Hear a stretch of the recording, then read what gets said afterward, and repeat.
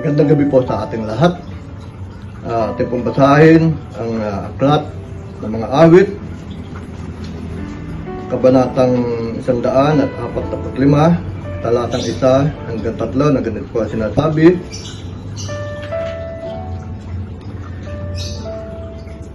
Ang kadakilaan ng Diyos ko at Hari, aking iahayag, aking pupuri, pasasalamatan siya araw-araw.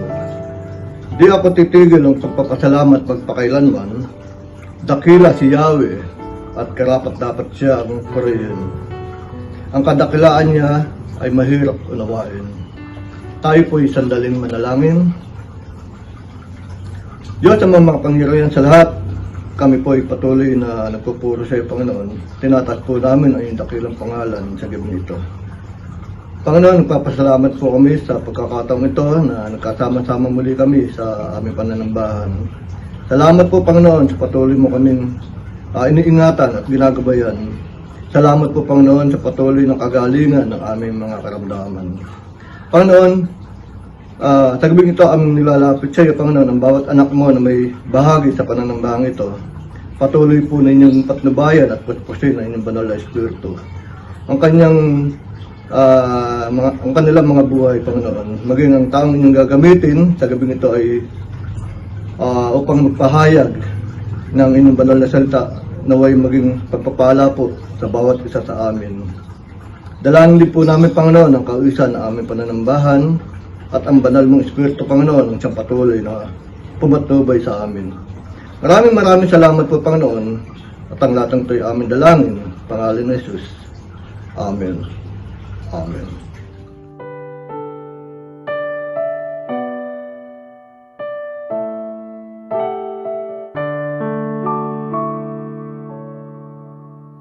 Magandang gabi po sa inyong lahat. Para po sa akin, unang-una po, nagpapasalamat po ako sa Panginoon, sa kalakasan at sa buhay na ibinibigay niya sa akin. Gayon din, kasama ng aking pamilya, yung aming kalusugan. Patuloy niya kami binibigyan ng kalakasan sa pang-araw-araw na magandang pangangatawan. At sa patuloy niyang pagbibigay ng paggabay sa aming family, lalong-lalong na po sa akin, na bilang nagtatrabaho na makapag-provide sa aking family at matugunan lahat ng mga pangangailangan ng bawat isa. Binabalik ko po lahat ng papuri at pasasalamat sa Panginoon. Gusto ko lang din pong i-share bilang isang Kristiyano, lumaki sa isang Christian family, ang verse na ito na matatagpuan sa Exodus 20 verse 12. Isa po ito sa 10 Commandments na ang sinasabi ay, respect your father and your mother so that you may live a long time in the land that I am giving you. So bilang isang magulang na rin po at lumaki bilang sa isang Christian family, nagkaroon din po ako ng realization na eventually na ang pagmamahal at respect sa magulang ay dapat ibigay ng isang anak. Nung mga kabataan po kasi tayo, syempre nandyan po ang hindi pagkakaintindihan dahil may sarili po tayong bilang bata, may sarili tayong paniniwala at pag-iisip. Pero habang tumatanda tayo at lalong lumalalim sa pag-aaral ng salita ng Diyos, mas nakita ko po na dapat po talaga nating bigyan ng pagmamahal ang ating mga magulang. Kaya po sa mga anak, patuloy natin bigyan ng pagpapahalaga, ng respeto at pagmamahal ang ating mga magulang. Ito rin ay magbibigay sa atin ng joy. I believe na magbibigay ng joy sa atin sa bawat isa. At ang kagaangan ng loob towards sa ating mga family, lalo na sa ating mga magulang. Muli, maraming salamat po at binabalik ko po ang papuri at pasasalamat sa ating Panginoon.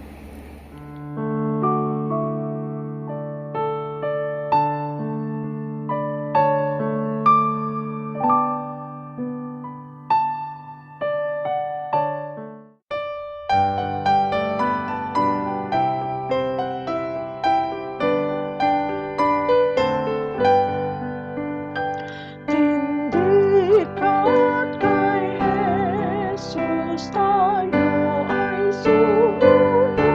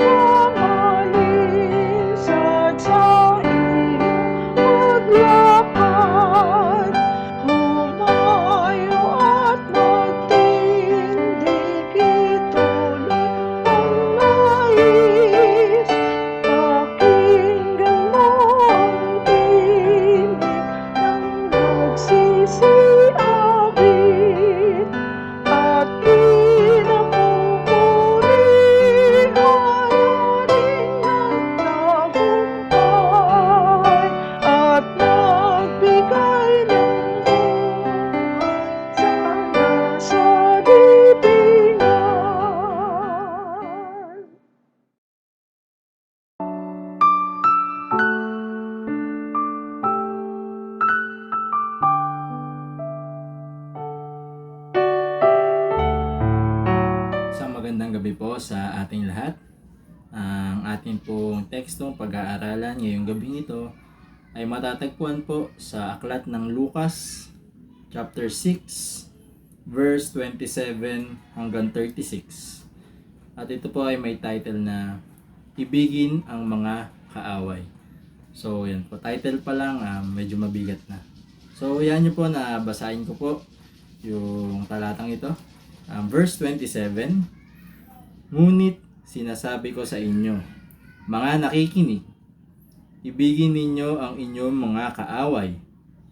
Gawan ninyo ng mabuti ang mga napopoot sa inyo.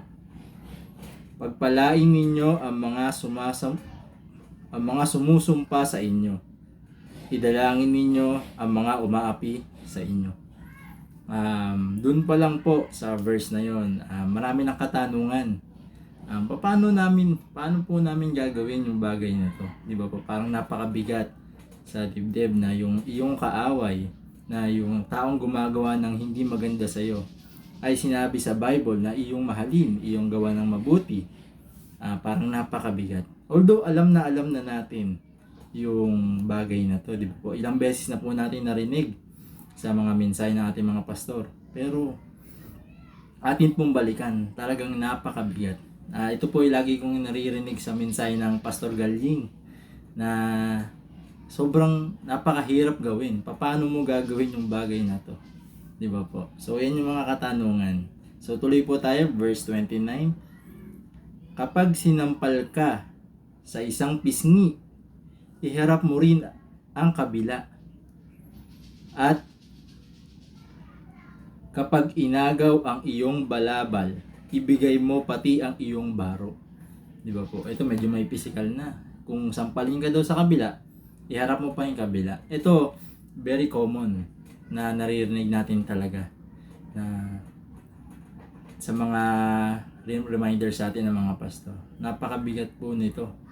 Di ba po? Kasi, ang sakit nun eh. Ikaw nga lang, parang matusok ka lang ng anything or kurutin ka lang, masakit na eh. Yung pa yung sampalin ka.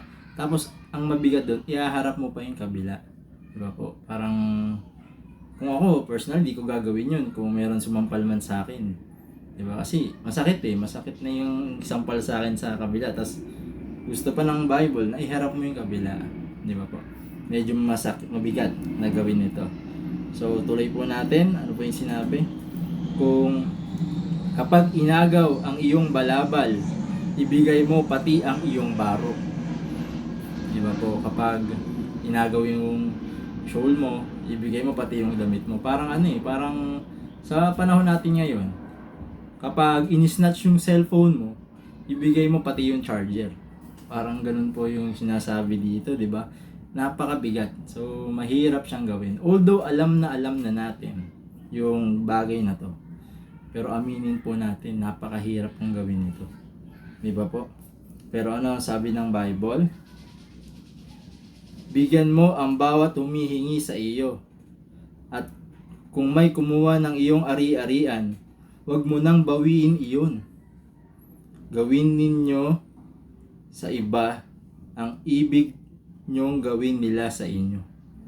So parang ano po ito eh. Dito papasok yung kapag binato ka ng bato, batuhin mo ng tinapay. Bata pa lang ako, naririnig ko na yung word na to eh. Parang yung kasabihan na to. Pag binato ka ng bato, batuhin mo ng tinapay. So kung ano yung huwag mong gawin sa iba, yung ayaw nila na gawin mo rin sa'yo. Diba? Kung pinapakitaan mo sila ng maganda, for sure papakitaan ka rin nila ng maganda or pakikitunguhan ka nila ng maayos. Paano naman ganito? Kuya Jibs, pinapakitungo ko naman siya ng maayos. Maayos naman yung pakikisama ko sa kanya. Lagi ko naman siyang sineshare ng kung anong meron ako. Pero bakit ganun? Bakit hindi pa rin ganun kaganda yung pakikitungo niya sa akin? Parang lagi pa rin siyang galit. 'Di ba? Babalikan po natin yung verse yung unang verse. Ito po, verse 27. Ibigin mo ang iyong kaaway. Gawa ninyo na mabuti ang napopot sa inyo. So, dun pa rin siya babalik eh. Parang, huwag mong ilagay sa kamay mo yung bata, sabi nga. Huwag mo ilagay sa kamay mo yung pagganti. Alam ng Lord lahat yan. Kung ano yung ano mo, yung pangangailangan mo, nandyan ng Lord para i-bless ka. So, tuloy po natin. Kung iibigin lamang ninyo ang mga umiibig sa inyo, ano pang gantipala ang inyong hinihintay? So, ano pang ina-expect mo kung pipiliin mo lang yung mga taong iibigin mo, di ba?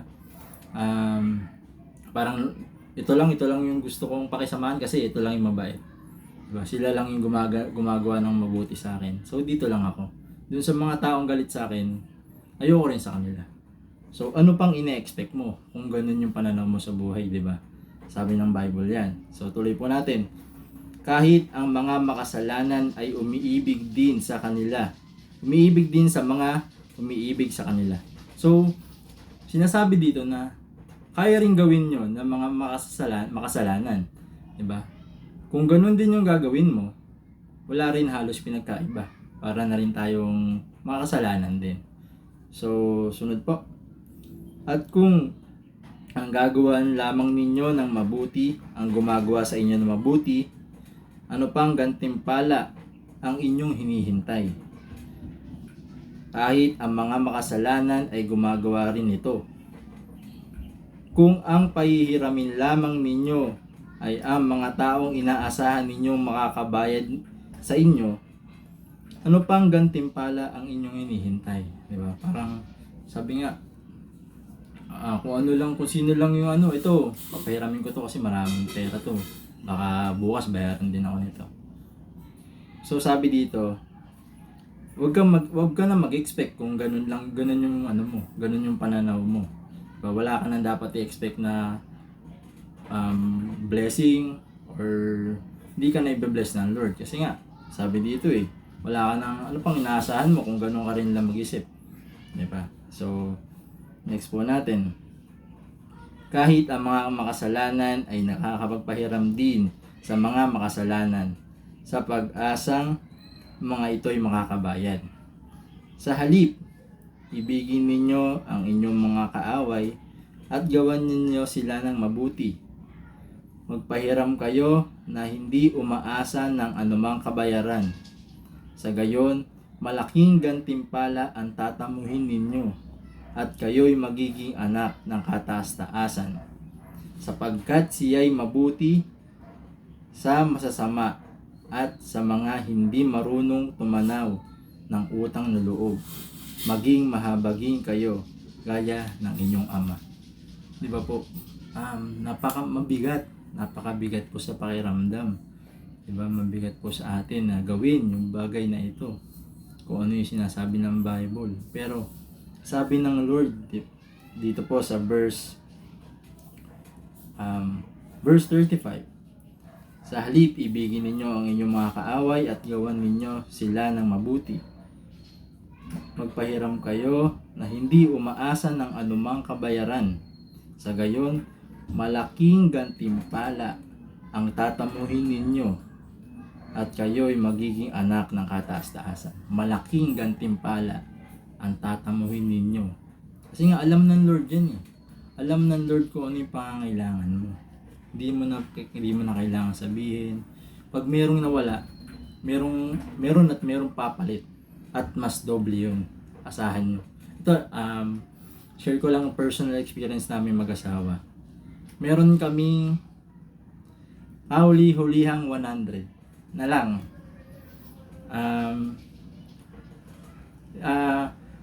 Last 100 na yon. So, medyo malayo pa. Siguro mga 3 days pa before yung sahod.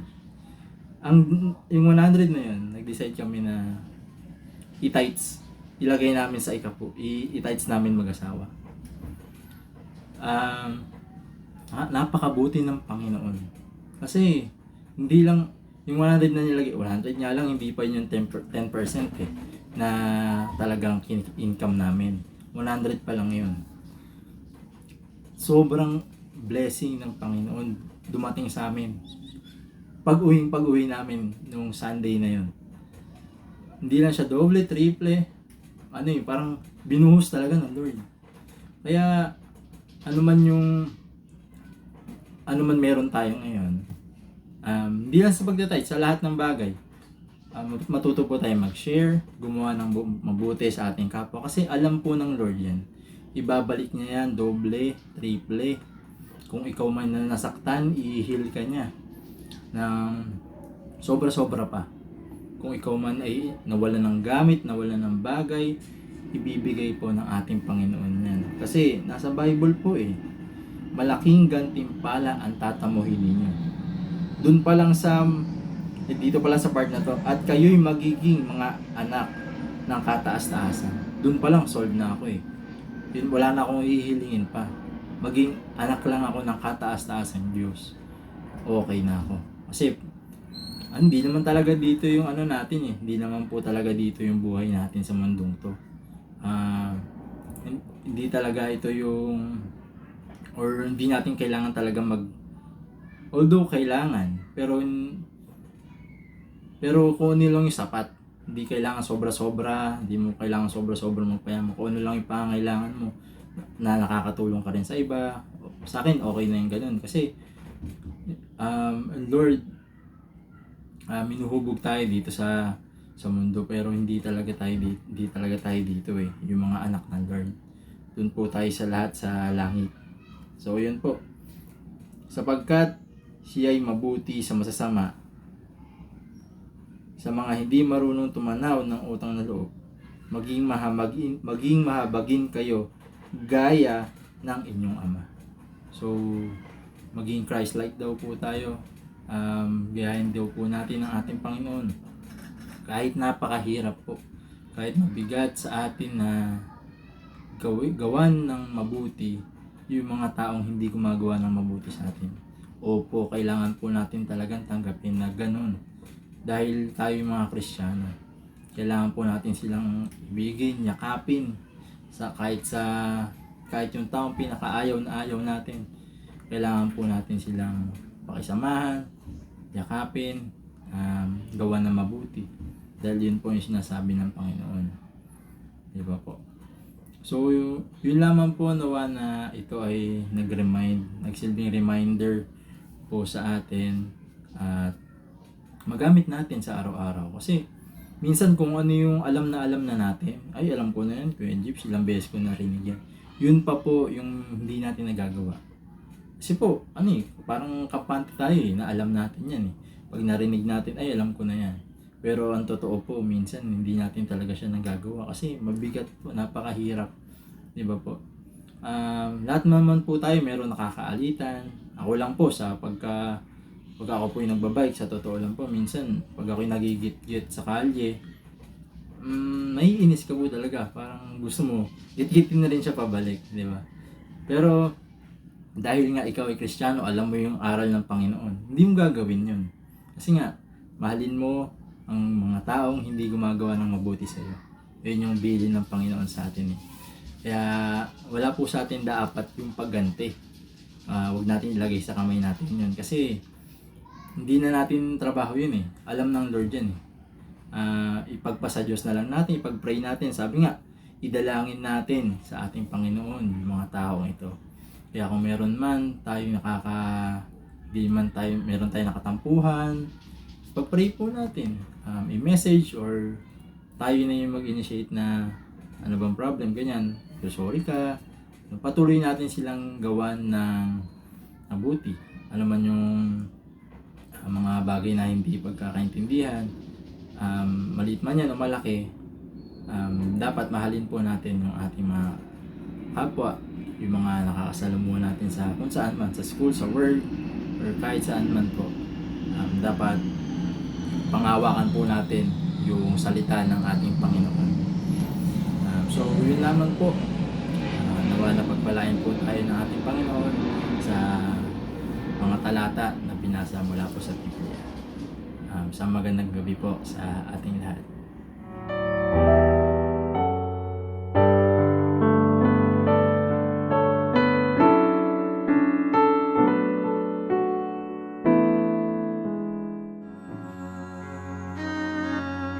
Samahan niyo po ako sa pag-away.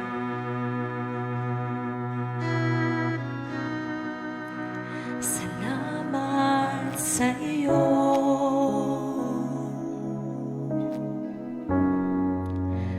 aking Panginoong Jesus.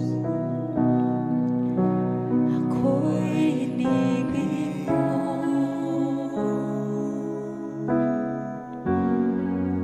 at inangking lubos. Tanggapin niyo po, Panginoon, ang aming alay na ang tanging alay ko sa'yo, aking Ama.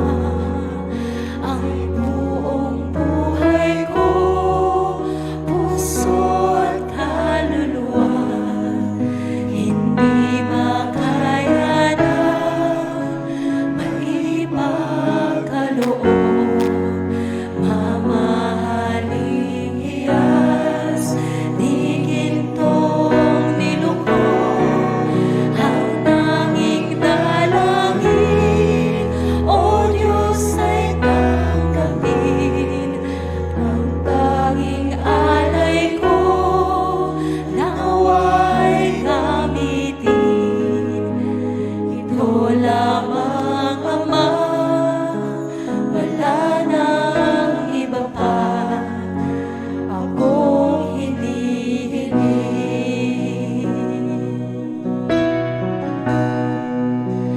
Ko akalain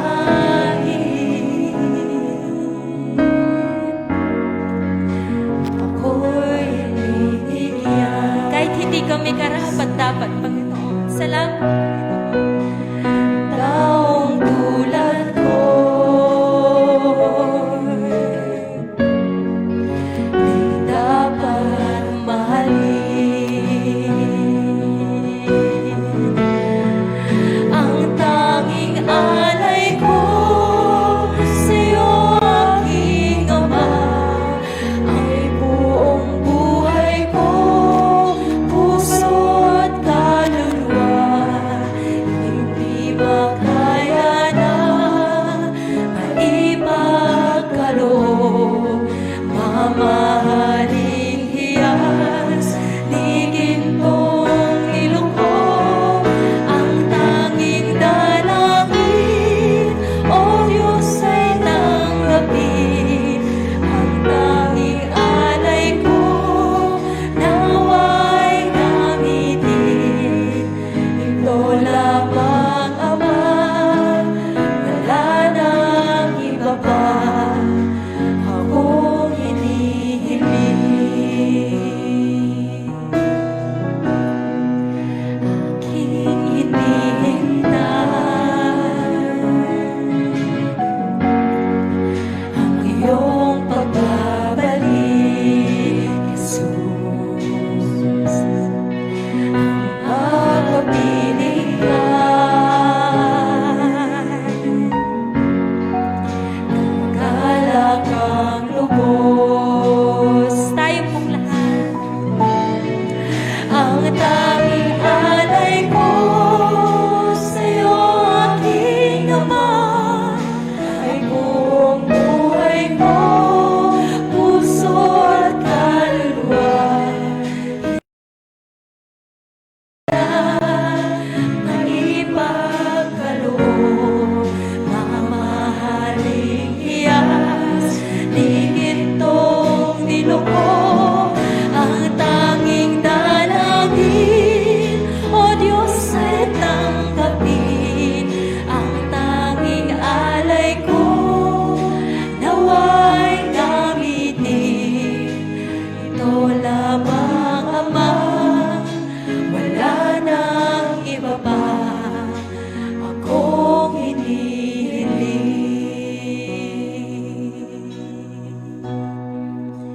Ito lamang, Ama, wala nang iba pa akong hinihiling. Purihin ka, O Diyos. Sa'yo lamang, Lord, lahat ng pasasalamat, pagpupuri at pagsamba. In Jesus' name, Amen.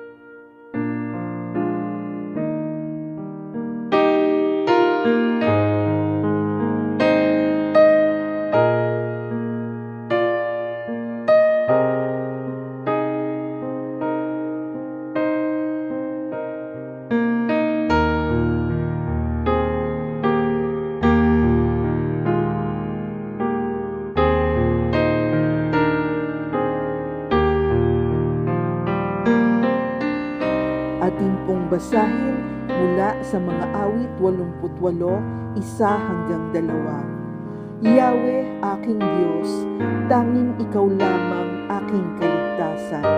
Pagsapit ng gabi, dumudulog ako sa iyong harapan. Ako'y dinggin mo, sa pagdalangin ko, ako ay pakinggan. Sa aking pagdaing, ako ay tulungan.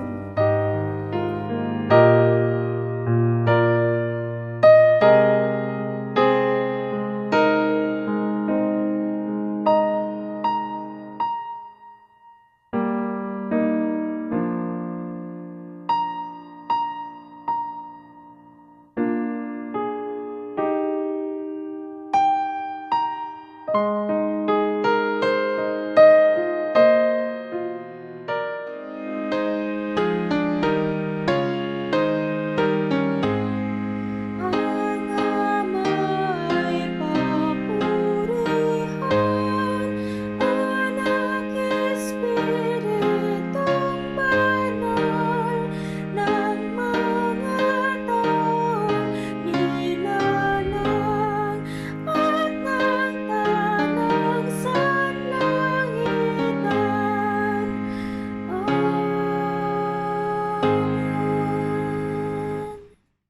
Panginoon, patuloy po kaming sumasamba po sa iyo at nagpapasalamat, nagpupuri po sa iyo sa pagkakataon na ibinigay mo sa bawat isang anak mo, Panginoon.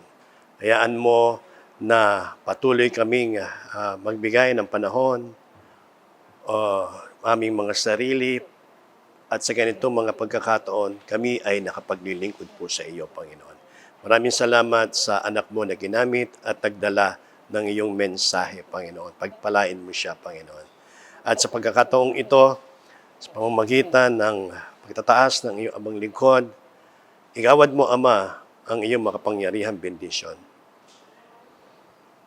Ang biyaya ng ating Panginoon sa Kristo, ang pag-ibig ng Ama, ang pakikipisan ng banal na Espiritu, ang siya na mag-ingat at mag-ampon sa atin mula ngayon at magpakailan-kailanman.